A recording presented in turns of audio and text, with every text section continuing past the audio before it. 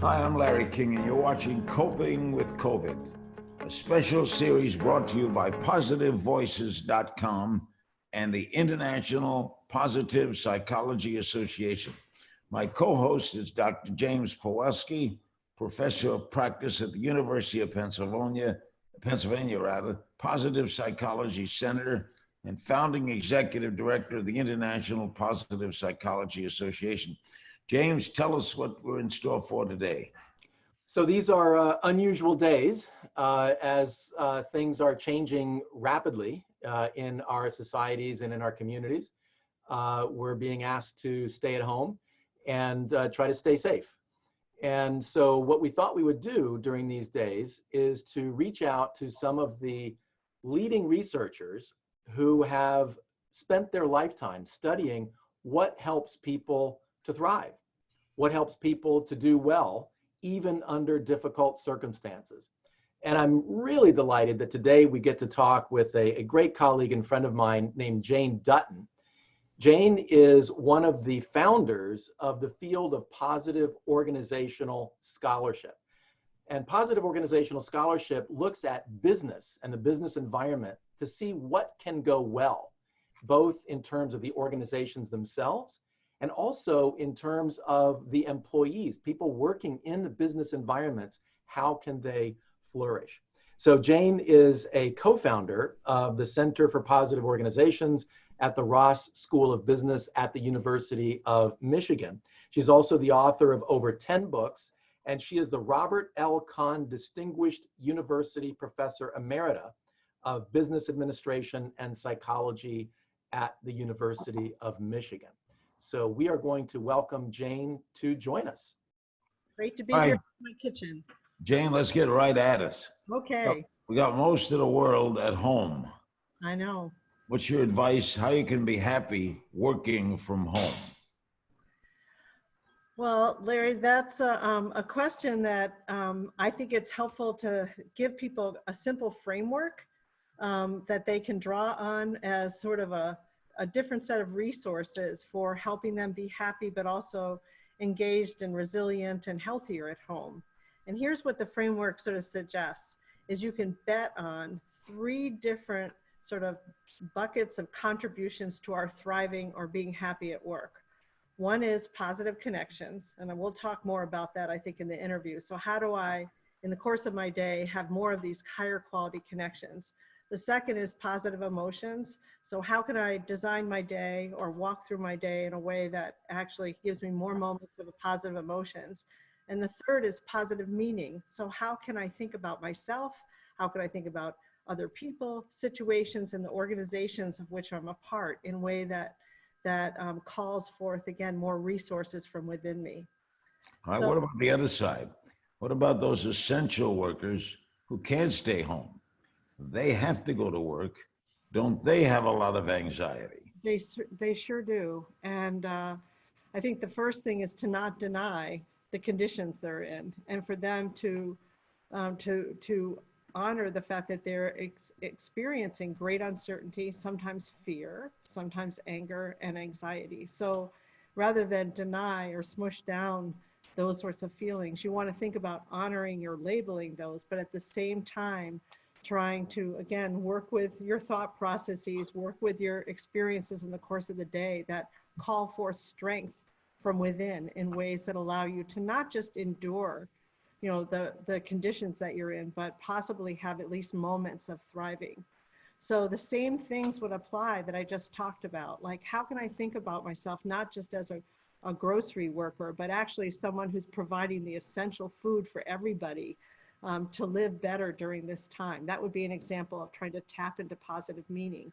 Or how could I, you know, on my drive to work, you know, look and notice the sunrise, or do things that actually, again, call forth those positive emotions? And how during the course of the day could I have virtual interactions or even call up in my mind high quality connections that I have, like with my family members or other people in my life? So the people that are the sort of the heroes and heroines that are doing the necessary critical work today, you know, have to be, I think, intentional about trying to cultivate conditions that help to restore them in the face of the objective really tough conditions that they're facing. And Jane, I just want to jump in with a follow-up to that, if I might. My sister-in-law is working in a grocery store, and we had a family Zoom call over the weekend.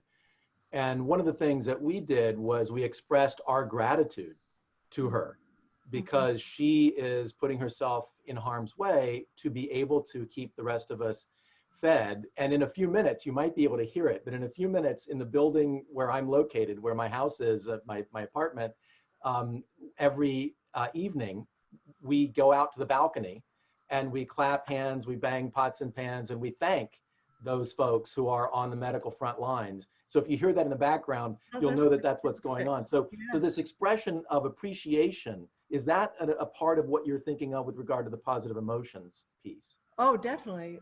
Both in part of the positive emotions, but also the expression of appreciation and gratitude strengthens the connection between the person that's expressing it and the person that's receiving it. So you can think about a double boost. You're getting a boost from more positive emotions, but you're also getting a boost from actually strengthening the quality of the connection that you have because people feel appreciated. So there's, yeah. So can you tell us more about, I know one of the things that you specialize in is high quality connections. And in this day of, you know, social distancing, it seems like we need all the more, I mean, are high quality connections on hold now? We just simply can't have them because of the social distancing. So if you could just tell us what high quality connections are and how they are applicable, if at all today. Yeah, the high quality connections are just these short-term interactions that we have with other people that actually strengthen us from within. So they affect our health almost instantaneously because of what they do to our breathing, to our heart rate, to the hormones that are released, a whole bunch of things that makes us actually healthier and stronger in the moment.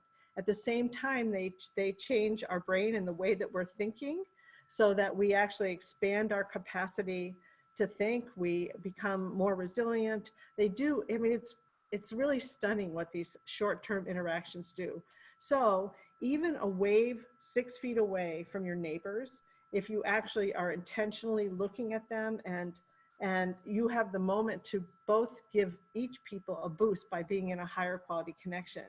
There's so much we can do in terms of how we virtually connect that make the connections between us higher quality. For example, so can you just say something about, can you just say something about those virtual connections? Because we're so many of us are suddenly shifted from face-to-face connections to so many of those virtual connections. How can we make those higher quality? Okay, so there's so many ways. I mean, that's the wonderful thing. There's so many ways that we can do it. One is simply to work on being present. I mean, I know, for example, whoever you're going to connect with, to make sure you're thinking about them with positive regard. Like, let's just say, take you two gentlemen. I know James, but I don't know Larry. I'm a fan of Larry's. But at the opportunity to be on this call, I could just rush into it, or I actually could mindfully hold the best that I know about James and about Larry, which means I show up in this connective venue in a different way. I show up sort of with feelings of positive regard, which again, your eyes, your whole body captures that intention. So there's things that we can do before we connect that actually make the connection possibility much higher quality. I know this is really appropriate here because you're actually interviewing me, but you know, being really attentive to listening as opposed to speaking can be a really important contributor to the quality of the connection. What do you say to all those people, 17 million now, all-time record of unemployed, Yeah. and that appears to be, the number goes up and not down. It's easy to talk in these over the mountain ways, you know, you disintegrate this and I analyze that. What about a guy who's just been thrown out of work? What do you say to him or her?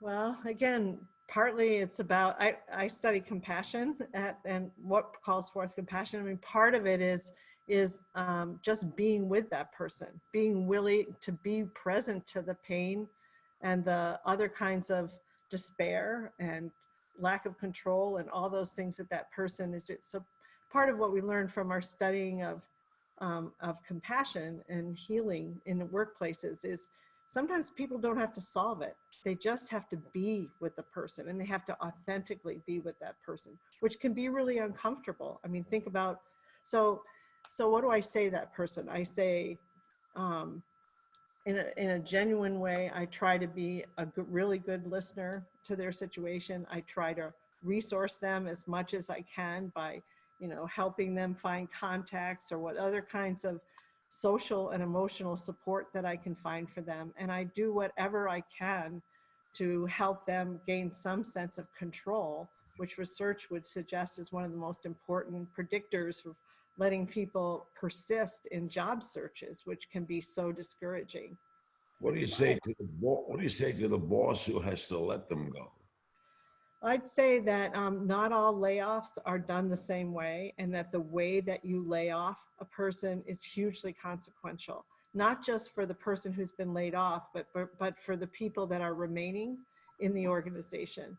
So the more transparent that people can be, the more actually compassionate they can be in the way that they lay people off. For example, not doing what is often practiced, which is, someone from HR comes in and says, you're let go, and they take your stuff and they, put it in your arms and they say, leave, and they escort you to your car. I mean, that's just a brutal way to tell someone that their employment has ended. So providing as much information, again, informational support and emotional support for the grief and the shock that someone is going through. I think one of my favorite, not favorite, but one of the practices that I think embodies this is in a study that my colleague did of downsizing and layoffs. He talked about the importance of people walking people to their car, bosses, not the HR part, bosses, helping people, make that just even that little transition, to say from, being a valued member of the organization to hopefully temporarily be on furlough as opposed to permanently losing their jobs. But Larry, this is undeniable, really tragic, hard situation. And I feel like, I can talk about the psychological things that we can do to help, but we need policy changes, big structural changes to remedy and help people recover from this. The scale of these setbacks is just enormous, and the amount of pain is enormous. James, I know, wants to ask about your work with Amy Wisniewski. Yeah, so before I do that, just a quick comment, Jane, because I think what you're saying is so incredibly important. It's easy, isn't it? Sometimes people think of positive psychology as, a way of cheering people up, or Right. a way of not focusing on things that aren't pleasant. But what I hear you saying, Jane, is that positive psychology, positive organizational scholarship doesn't shy away from the truth, from the reality that people find themselves in, but rather it leans into that reality. And it finds ways of reestablishing those human connections, understanding that there's something vitally important in how we connect with each other, as well as in terms of the infrastructure and the social structures that we need to shape. Yeah, what makes me as committed as I am to this whole field of study is actually looking at people in really impoverished conditions, and how can we unlock resources from within people, within their bodies, within their minds, with the connections that they have with other people. Because again, if we were to step out of this immediate crisis, which is the worst thing I've seen in my lifetime, but also to look at, these vexing social problems, inequality, climate change, et cetera, we can't throw money at it. Money is not going to solve it. Material resources aren't going to solve it. What's going to solve it is, how do we unlock human capacity and capability within, again, the individual, but also within groups, in ways that allow us to apply, at this point, unknown resources to solve these vexing problems. So as a grandmother and a mother, that's the only thing that gives me hope. I don't think our current problem-solving approaches, which tend to favor money and material resources, are the answer. And I also think, I gotta say that, I mean, one of the reasons I'm an organizational researcher is that I feel like we've got to be able to scale the strengthening and resourcing process, so that we can multiply the resources available rather than just one individual at a time. I don't think it's gonna equip us in the way that we need to be equipped to solve these really pressing problems today with the Corona-19, but the virus, but also with these other big social problems. Yeah, that makes so much sense, Jane. I want to now segue and turn to something that has certainly made a huge difference in my own life, and that is your work with Amy Rosnevsky and others on job crafting. Can you say a little bit about what that is and how that might begin to unlock some of these human energies that you've been talking about? Yeah, so job crafting is a really simple idea.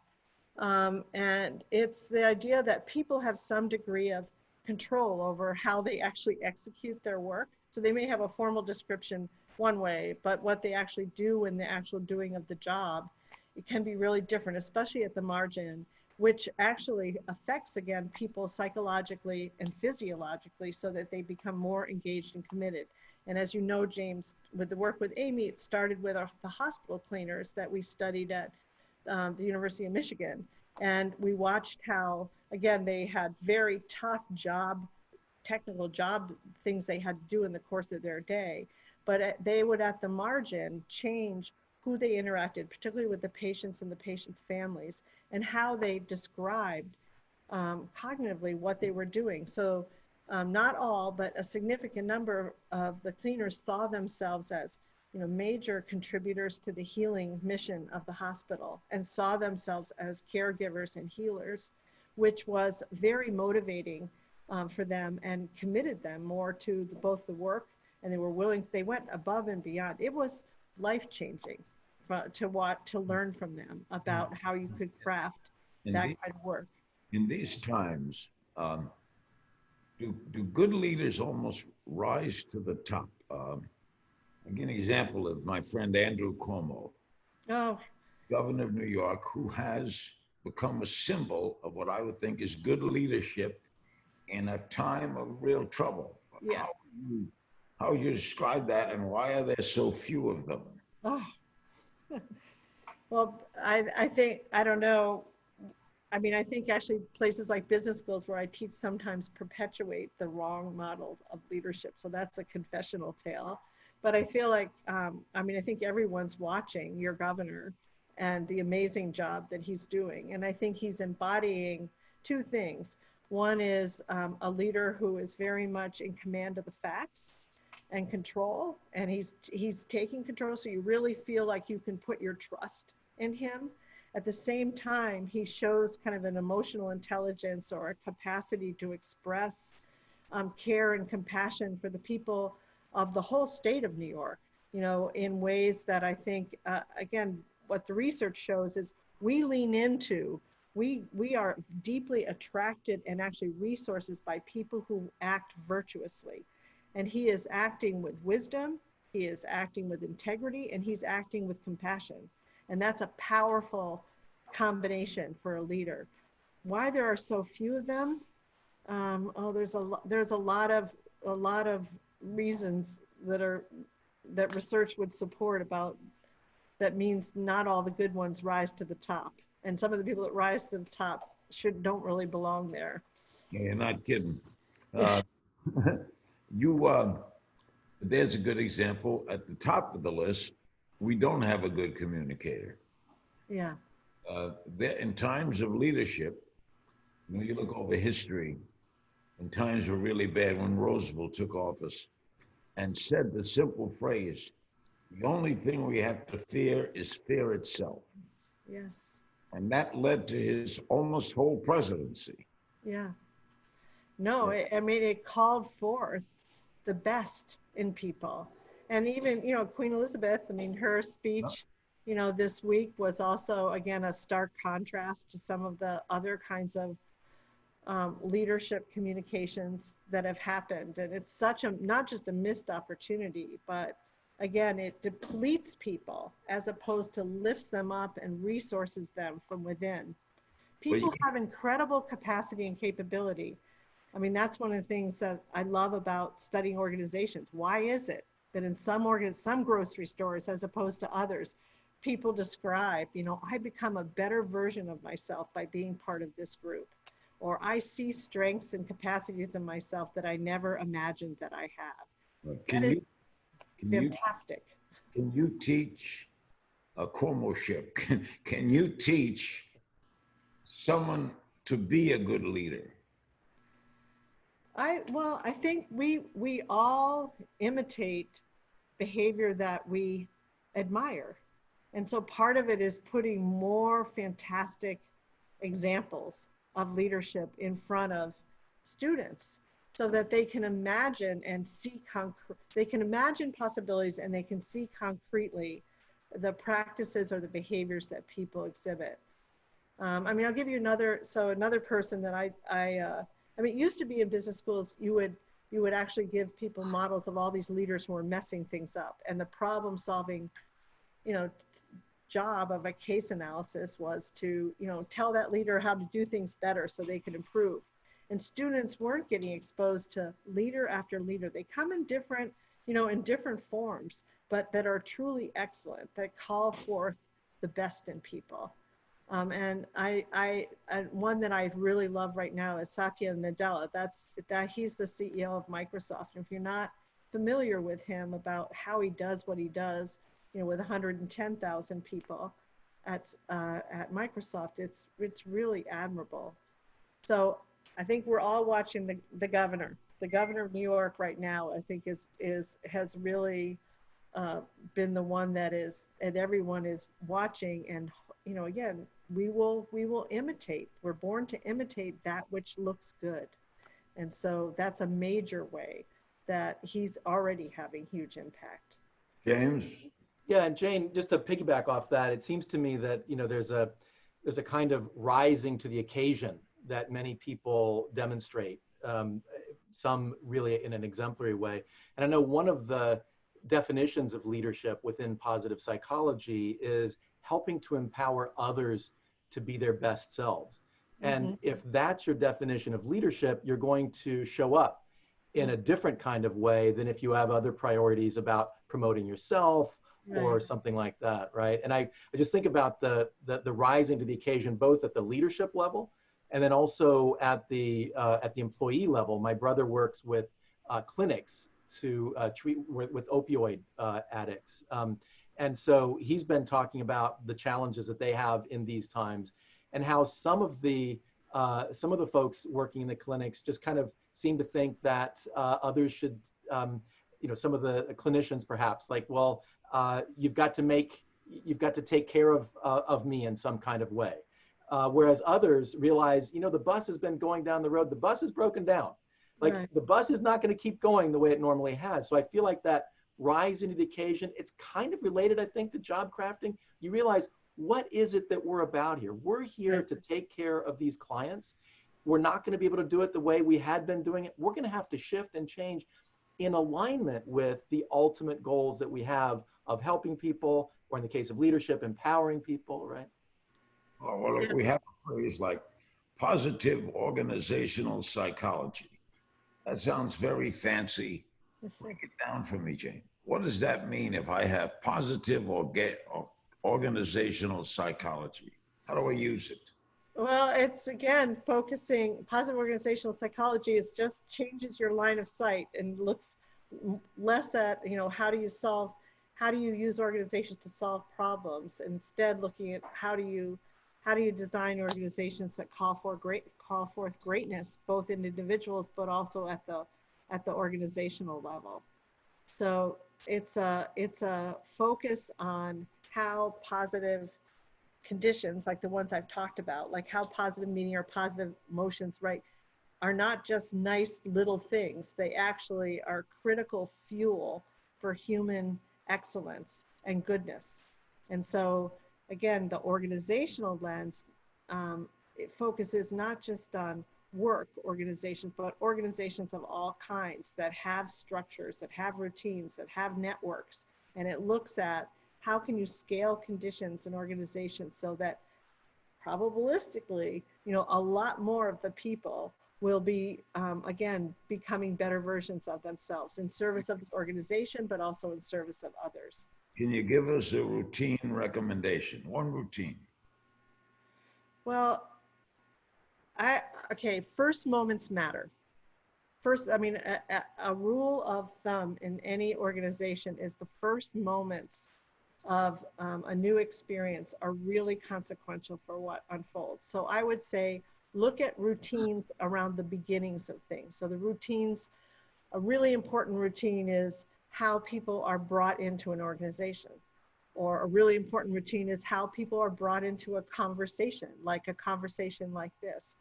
If you can really change that routine in a way that unlocks resources by, again, calling forth more positive emotion, more positive meaning, etc. I'll give you an example. I just had to teach in James's his program in the Masters of Applied Positive Psychology. Okay, go in. I've never taught before virtually, and so I'm thinking, I don't know these people at all. It's 70 people. I'll never probably see them again. How can I have a meaningful routine?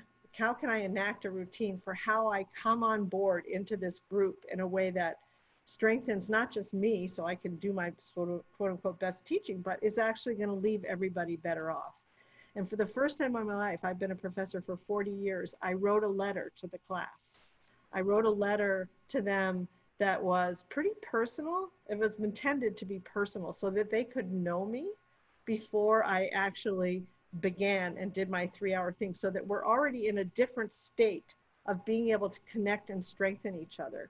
Organizations do that too. Organizations have really different routines for how they bring people on board. And I can tell you there is so much wasted talent by how poor so many organizations are on onboarding. And we could also think about routines, since you asked me about the layoffs and the downside, routines for letting people go. And each one, those routines can be reimagined and reinvented in small ways that make a huge difference in terms of, again, either building people up or depleting them. And Jane, you did a terrific job, Jane, by the way. That letter was really wonderful. Like you said, it was personal. It really helped us ease into a situation that was new for all of us. Just a final question for you. It seems to me that the things that you're talking about, incredibly powerful human connections. And by the way, the clapping is happening outside now and the pans. And so we're thanking our essential workers and medical workers.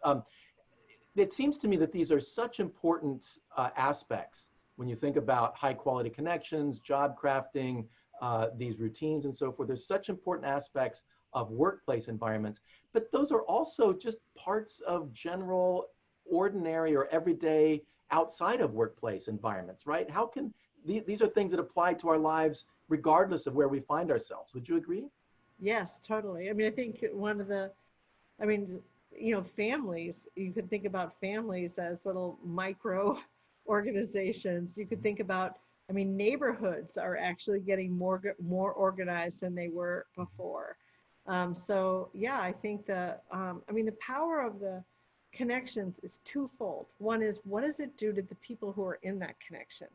But you also have to think about it, what does it do for the quality of the social fabric that connects people? So what's, again, really important from an organizational point of view is, how can we build whatever communities are out there in ways where the tissue or the connective fabric, or whatever metaphor you want to use, between people is strong, it can bear weight, it's resilient, it's flexible. It has all these qualities that allow the system or the organization to adapt and be more effective over time. So I think it's a framework, or it's a concept that applies in all kinds of situations. And you said something about at the beginning, the way people are at the beginning. As I look back, I would say most of my first impressions turned out to be right. Mm. Yeah, Larry, they have this idea of thin slices, that the way our brain works is like we form impressions really fast. And if you are really like less than 30 seconds, and it actually shapes how we unfold, how things unfold over time. So if you're a good detective a good interpersonal defective, and you're really good at using those thin slices, so they're actually, you know, they're right over time, then that makes, no wonder you're such a good interviewer. No wonder you've been so effective in what you do, because your antennae are picking up cues kind of accurately, and then you're able to, again, respond appropriately and effectively. You're a great guest. We thank you for joining us today, Jane. Oh, thank you. Thank you for having me. I wish Thank you you so the much, best. Jane. Stay safe. James and I'll wrap this up right after this.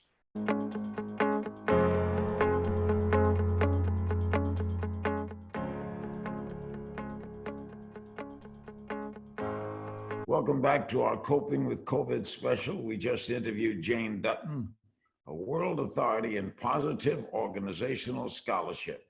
James, what do you want people to take away from this? Well, the first thing is, Larry, I actually have a question for you. So I was interested when Jane was talking about the beginning of something. First, you were talking about first impressions and so forth. In your decades of interviewing, was there something that you did at the beginning of an interview, a way to start things off, a way to kind of read the person or make them feel comfortable so they could open up? What's your secret about beginnings? You know, I've been asked to teach a course in it, and I wouldn't know how to do the first thing. I'm a naturalist, and I go to the moment. So I don't plan out an interview since I don't know what the answer is going to be. So I think the first thing to show, Sinatra told me this, and it's a great compliment that I treasure. He said, you make the camera disappear. If you can do that with any interview subject, if you can make the person not look at the object, but get involved in the subject, listening is half the battle. It is an art form. I treasure it. I love asking. You got to love asking questions, and you got to be a good listener. You got to be a good listener. So, Larry, I think from my standpoint, taking away, you know, what we should take away from having talked with Jane is we should all be more like you, because she was talking about that sensitivity, that being present, right? And those high quality connections. I think that one way of describing why you have been so successful, and I've been interviewed by you, my wife and I, as you know, a few years ago, and the part of the power of it, making the camera disappear, it's that high quality connection. It's, you feel that you're being listened to, somebody is really genuinely curious and wants to hear you. They're not laying traps for you. They're not gonna, you know, rip your mask off or something. They're gonna connect with you, right? What? I never had an agenda. I never went in presupposed to anything. So I wasn't there to get the guest. I wasn't there necessarily to praise the guest. You know what it was? I was there to learn. I took the audience with me, and I was the conduit, the guest to the audience. And they knew if I was sincere, if the guest knew I was sincere, the audience has to take away something from it. I like doing these sessions with you, James. Well, thanks, Larry. So just to wrap up, I think, you know, thinking about what Jane has said, being present, establishing those high quality connections, coming to an interaction with a sense of curiosity and openness, as you do to each one of your interviews, focusing on the positive emotions, and finding the meaning, not being afraid to lean into the reality of a situation.